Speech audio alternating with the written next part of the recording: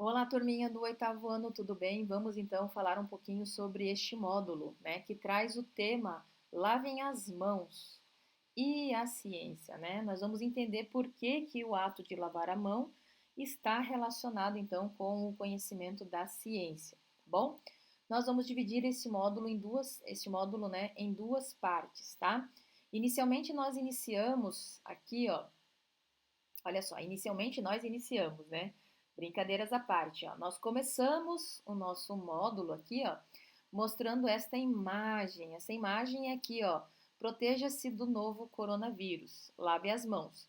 E aí vem algumas orientações depois de tossir ou espirrar, quando cuidar de alguém doente, antes, durante e depois de preparar alimentos, antes de comer, depois de usar o banheiro, quando suas mãos estiverem visivelmente sujas e depois de lidar com animais ou seus excrementos.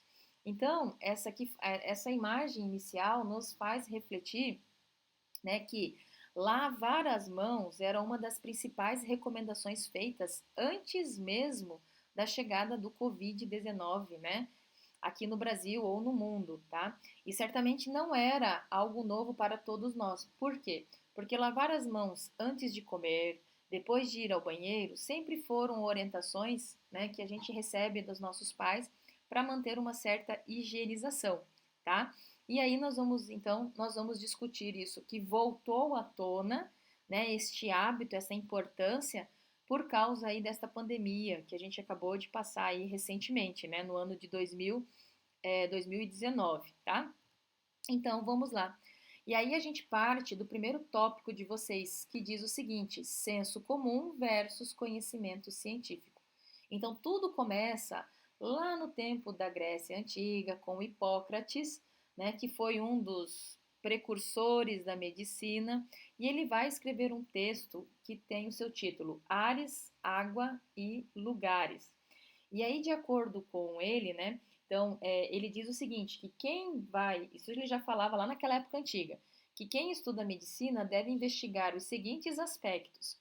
Primeiro, os efeitos das estações do ano, depois, os ventos quentes ou frios, né, característicos de cada região, e o efeito da água sobre a saúde não deve ser esquecido. Então, ele vem trazer já algumas observações que eles precisavam ter sempre em mente, né? Então, que a gente traz agora para uma coisa mais próxima. A gente já ouviu alguém falar assim, ó, veste o casaco, senão você vai ficar gripado. Ou nós já ouvimos também assim, ó, sai da frente da geladeira aberta, pois você vai ficar com dor de garganta, né? E aí, será que o frio causa doenças? Então, tanto essa parte que Hipócrates escreveu há mais de 2.300 anos e essas duas frases mais comuns que a gente já ouviu aqui atualmente, o que elas têm em comum, né? Então, conhecimentos desse tipo fazem parte do senso comum. Então, os fatos e suas associações são reproduzidos sem que haja verificação científica. Então, quando a gente fala senso comum, nada mais é do que conhecimento adquirido com base em vivências e observações do mundo, né? E compartilhada por pessoas. Isso vem de experiências. Nessa imagem nós temos aqui, ó, o frio. Como que o percebemos ao abrir a geladeira pode causar doenças? Será que esse motivo, né, do uso é o motivo do uso da máscara? Né? Então, vamos lá. Então, isso aqui a gente está partindo do senso comum e nós vamos entrar aí nesse conhecimento mais científico, tudo bem? Então, vamos para o próximo.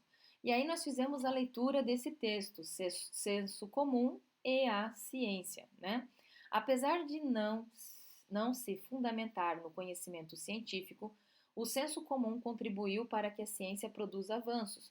Então, é a partir do conhecimento comum que a ciência avança, né? Conhecimento científico avança.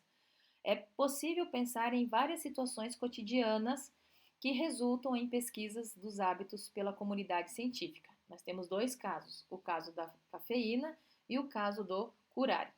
No caso da cafeína, olha lá, muito antes da farmacologia conhecer cientificamente a ação da cafeína sobre o sistema nervoso central, principalmente seu efeito estimulante, alguns povos indígenas da Amazônia se beneficiavam das propriedades, né, desta substância no alívio da fadiga. Isso era feito pelo consumo de guaraná, rico em cafeína, sem que sua composição química ou outras possibilidades terapêuticas fossem comprometidas. Então, dos pesquisadores, dos cientistas pesquisarem sobre a cafeína, ela já era utilizada devido à observação, né, das pessoas mais antigas. O curare foi mais ou menos a mesma coisa. Ó. O curare é um bloqueador neuromuscular, isto é, impede a passagem do impulso nervoso do nervo para os músculos, provocando a paralisia. Essa substância é retirada de várias plantas diferentes, mas principalmente de duas espécies. Tá? Indígenas da região amazônica usam infusões dessas plantas em pontas de flecha. Tá? Olha aqui, ó, na pontinha da flecha, em pontas de flecha para caçar animais que morrem pela paralisia dos músculos envolvidos na respiração.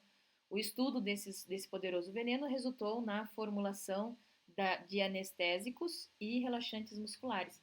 Então, olha como a gente tem que o senso comum ele contribui para o desenvolvimento do conhecimento científico, né? Nós também lemos esse texto aqui na sequência sobre a peste bubônica na Europa medieval. Mas antes de falar sobre esse texto, é importante lembrar que no ano passado nós estudamos, vocês melhor estudaram, sobre doenças contagiosas, como a gripe e o sarampo, certo?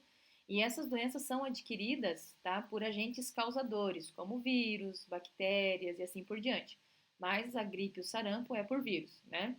E a gente percebe que quando eles invadem o nosso corpo, se o nosso sistema imunológico ele não está preparado, nós acabamos, né, ficando doentes. Então, os agentes causadores de doenças podem até invalidar o corpo, mas dificilmente tá, terão sucesso e a doença não se desenvolverá se o nosso sistema imunológico estiver tá, funcionando. Na época de Hipócrates, né, os micro-organismos eles não eram conhecidos, então não tinha essa associação entre micro-organismos e as doenças. Enquanto esses conhecimentos não foram, então, adquiridos né, pelo desenvolvimento da civilização, era comum que as coisas fossem explicadas através né, de crendices né, e de castigos divinos. E a gente vai passar por um período da história, que é o período da Idade Média, que a Igreja Católica ela fala muito disso. Né? Se alguma coisa estava acontecendo, era porque a pessoa estava praticando algo que não deveria, e daí era uma forma de castigo, tá? Então, olha lá, ó, mesmo sem saber da relação entre micro-organismos e doenças, alguns médicos conseguiam, por meio de observações e evidências, descobrir formas de prevenção a determinadas enfermidades.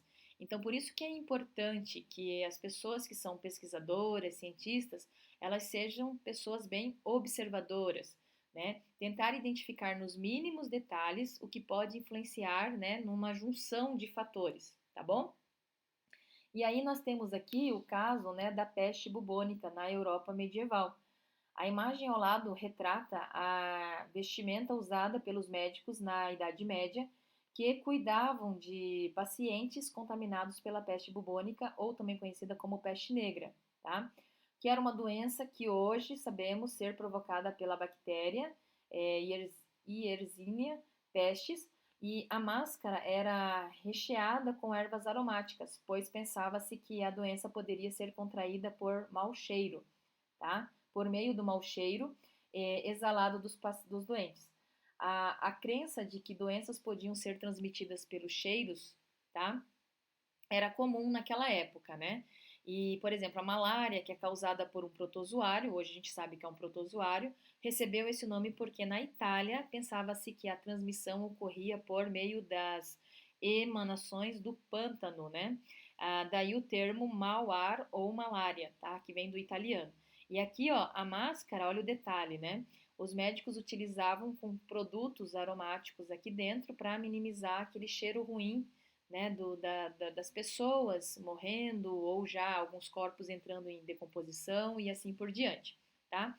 E aí nós vamos falar sobre um caso de um médico que defendeu por, né, desde da sua experiência, das suas pesquisas, o hábito de lavar as mãos. Mas antes de falar dessa experiência, né, deste médico, nós precisamos entender o que vem a ser febre puerperal, porque a febre puerperal vai estar dentro dessa historinha. Então vamos lá. A febre puerperal, ou febre do parto, é uma infecção bacteriana generalizada, causada geralmente por bactérias do tipo Streptococcus e alguns casos por bactérias do gênero Clostridium, que se inicia no útero e se espalha aí pelo corpo. Nenhuma dessas informações era conhecida na época, né, de Semmelweis, né? Esse palavrão aqui a gente já combinou que ficaria como sopa de letrinha, né, pessoal? Mas enfim, esse médico, então, ele não conhecia na época essa questão, né, dessas bactérias. E aí, olha lá, então, estima-se que atualmente a infecção afere 1 a 4% das pacientes que tiveram parto normal e 3 a 15 das que fizeram cesárea, requerendo tratamento com antibióticos ou cirúrgicos. Ainda hoje, a febre puerperal é uma das principais causas de morte de mulheres no pós-parto aqui no Brasil. Então, a febre puerperal, então ela é uma febre causada por bactérias. E aí nós vamos entender a história desse médico, né, que ficou conhecido como o Salvador das Mães. Então, olha lá, ó, ele se formou em medicina em 1844. Ele se especializou então naquela área da obstetrícia, tá, que é a área da medicina que estuda a gestação e o parto, e ele foi trabalhar numa maternidade em Viena, tá? Essa maternidade era pública e ela tinha duas clínicas. Numa clínica ficavam os estudantes de medicina, os médicos, tá? Ou seja, homens, né? As mulheres, né, não tinham a oportunidade de estudar como elas têm hoje, né? Como nós temos hoje.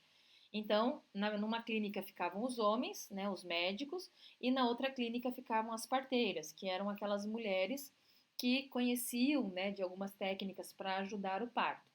Então, as pacientes elas eram admitidas nessas clínicas de forma alternadas. Então, um dia chegava para uma clínica, no outro dia chegava para outra. Então, elas iam alternando a entrada das pacientes.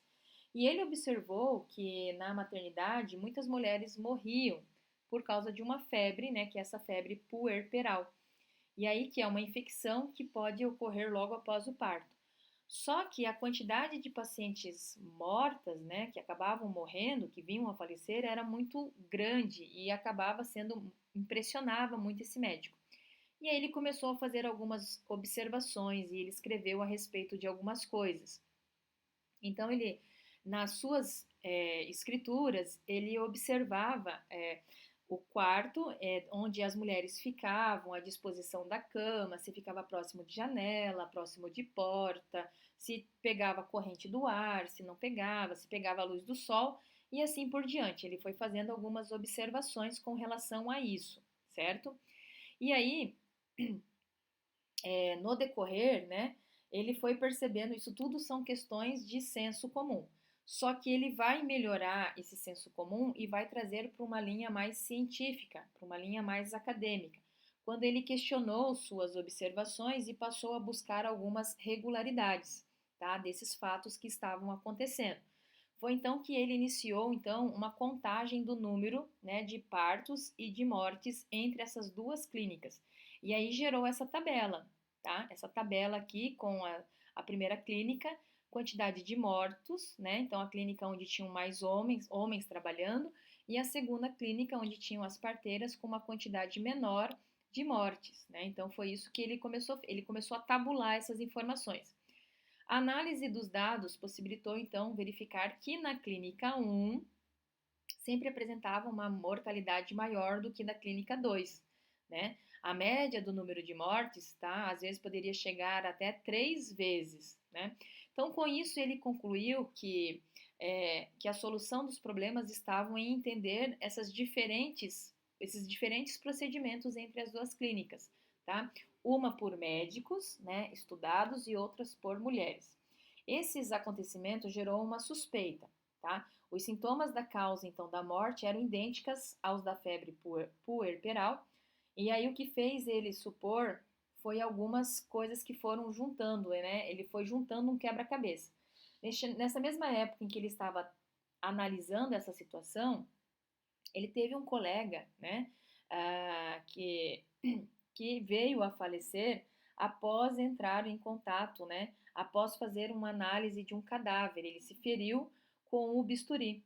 E aí ele começou a prestar atenção que na clínica onde ele trabalhava, os médicos, eles treinavam em cadáveres e aí utilizavam o mesmo equipamento no caso, né, das mulheres no momento do parto. Então ele começou a suspeitar. Mas ele também entendia que algumas substâncias à base de cloro, tá, ajudavam a retirar o cheiro forte dos cadáveres, né, das mãos, então e das roupas. Então ele começou a associar tudo isso.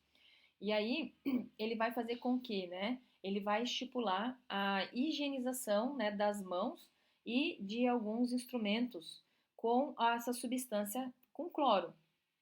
Então, ele percebe que fazendo este procedimento, tá, o número de mortes, no caso da clínica onde ele estava à frente, começa a diminuir e chega a diminuir até em relação à clínica 2. Só que, infelizmente, né, quando ele é obrigado a voltar para uma outra região, e o médico que o substitui, né, ali na direção da clínica 1, nessa clínica aqui, ele não mantém esse protocolo de limpeza e higienização. E isso faz com que então as mortes voltem a aumentar, tá? Em compensação, para onde ele foi, ele colocou esse protocolo, né? E as mortes lá foram realmente, né? Caiu muito, tá? A quase a zero, tá? No local onde ele foi. Então, foi mais ou menos essa historinha, né? Do Salvador aí das mulheres, né? Das mães. Então, o simples fato de você higienizar as mãos entre um procedimento e outro faz com que a gente não leve, né, micro-organismos, né, daquilo que você estava manipulando para outro lado, né? Então, pessoal, o que eu queria falar neste primeiro momento era isto, e daqui a pouco a gente volta com a segunda parte deste módulo, ok? Tchau, tchau!